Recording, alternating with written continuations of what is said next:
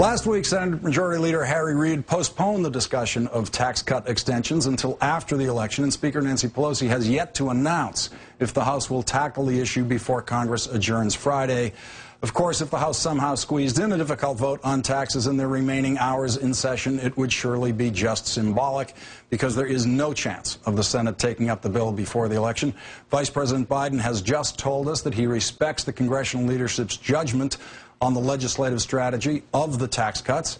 Continuing with me now is Keith Olbermann. Keith, I know too much. I've strategized tax bills in the Senate when I was working there at the Senate Finance Committee. I see both sides of this argument. I've been through it. I don't know. Is the Vice President right? You just have to let the people who are on the playing field make this strategic decision in the Congress? But what is this decision? Is this decision designed to encourage voters in a particular state that things will be working out the way they want it, even though there's not going to be a vote?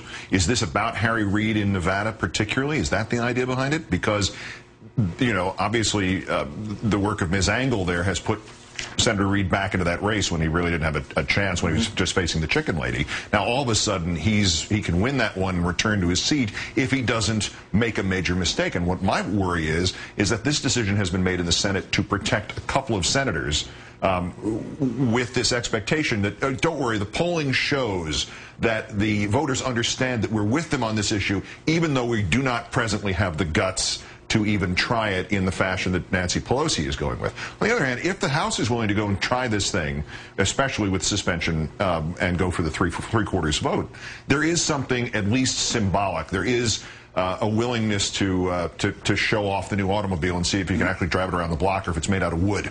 And at least the House members would have a vote that they could run on. This is my position. I voted on it. And Democrats who are seeking seats held by Republican members right now could also just go and say they voted against this. This is what this would mean to you. That's $300 you don't have because of this guy. Get him out. But the assumption here, we've gotten so technical, as you point out. You know too much. Years ago at the Academy Awards, of all places, I asked Kevin Costner about doing this 7-hour pregame show that they were talking about doing as they do the Super Bowls. And he said, you know what, we know too much about the things we already know about. And he walked down after this Yogi Berra-ism and walked all the way down the red carpet and came back to me and said, could we take that quote off the record, because I don't want to sound like Yogi Berra. And I said, well, but it made perfect sense. Right. Here it is. We're now, not just you, not just Harry Reid, not just the Speaker, not just Steny Hoyer, but everybody watching knows too much about the political strategy here to base a decision purely on what's right, what's wrong, what's going to get across to the nation. What is the correct point of view for the country? What separates a serious Democratic Party that has done incremental good in the last year and a half from a bunch of people who haven't been outside their own homes before, who are running as this Republican Tea Party? And the thing that separates them is some courage, which clearly, whether it's courage or stupidity, the Tea Party has that in large doses. They'll go out and do anything, say anything, posit anything, and we do not see that coming. We see a defensive game played all the time by the Democrats, and there has to be some larger issue than the individual mechanics of each race. There has to be some sort of spiritual thing, almost, if you forgive the use of the term, about a political party, about a political movement, about left, right. Even the center has to get enthusiastic about something. So it all dovetails back to your conversation with the Vice President. The whining would stop if the voting increased, I think. You know, the senators that I've talked to who were in the caucus room when this decision was made in the Senate all tell me that this was made by the senators who are running for re-election, by and for them, and everyone else deferred to them. That's kind of traditionally the way things work in the Senate. Harry Reid is one of them. Yes. And defensive is the word, Keith. You mentioned it. Democrats in the Senate are always defensive on taxes. If they can avoid a tax debate with Republicans in an election season, they will do that. And as I understand it, they made this decision on the basis of what the senators running for re-election wanted to do.